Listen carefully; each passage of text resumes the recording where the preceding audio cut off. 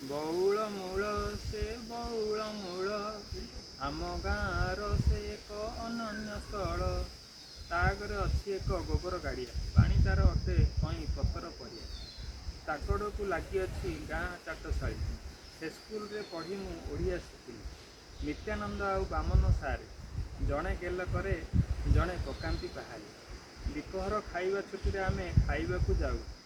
ବାଡ଼ିର ଜହ୍ନି କାକୁଡ଼ି ଆଣି ସାରଙ୍କୁ ଦଉ। ନିତ୍ୟାନନ୍ଦ ସାରଙ୍କ ରୋଷେଇର ସେ ବାସ୍ନା ଏପର୍ଯ୍ୟନ୍ତ ଭୁଲି ନାହିଁ ଜିହ୍ବା ତାର ତୃଷ୍ଣା। ଗୁରୁ ଖାଇ ସାରିବା ପରେ ଅଇଁଠା ବାସନ ନେଇ ଯାଉ। ଗୋବର ଗାଡ଼ିଆ ମୂଳେ ଖାଇ ବାସନ ଧୋଇ ଦେଉ। ଗାଁରେ ଆସେ ଯେବେ ଡଙ୍ଗା ଭସାର ପରବ, କାଳି ଅନ୍ଧାରରୁ ଯାଇ ଲୋକେ ସଞ୍ଜ ଦିଅନ୍ତି ବଉଳ ମୂଳରେ। ତାପରେ ଭସାନ୍ତି ଡଙ୍ଗା ଗୋବର ଗାଡ଼ିଆରେ।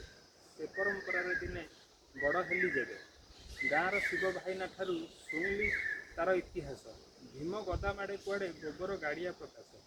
ସେଠାରୁ ମନେ ବାଞ୍ଛିଥିଲି ଏଠି ଗୋଟେ ମଣ୍ଡପ କରିବି। ବିଦେଶରୁ ଫେରିବା ପରେ ତାକୁ ପ୍ରତିଷ୍ଠା କରିଲି।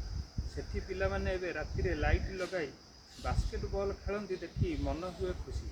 ଇତି କବିଚନ୍ଦ୍ର ଗଡ଼ାଚନ୍ଦ୍ର। Thank you.